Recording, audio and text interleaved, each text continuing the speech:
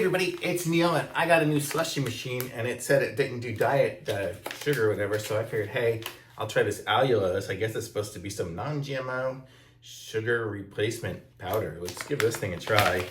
I probably should have gotten granules, not powder, but oh well. Let's see what this stuff tastes like. If I can open it. Try to open it from this side. Okay, so here it is. Pull that off. So this is what it looks like. Here it comes with its own little Ziploc bag. I got a big old pack of it.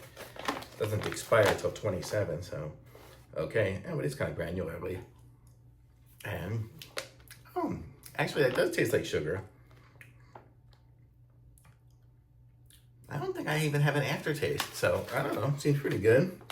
So I'm gonna try this in my slushy machine. It should work and slush stuff up that the Coke Zero and stuff didn't work with, but give this a try. Thumbs up. Very cool.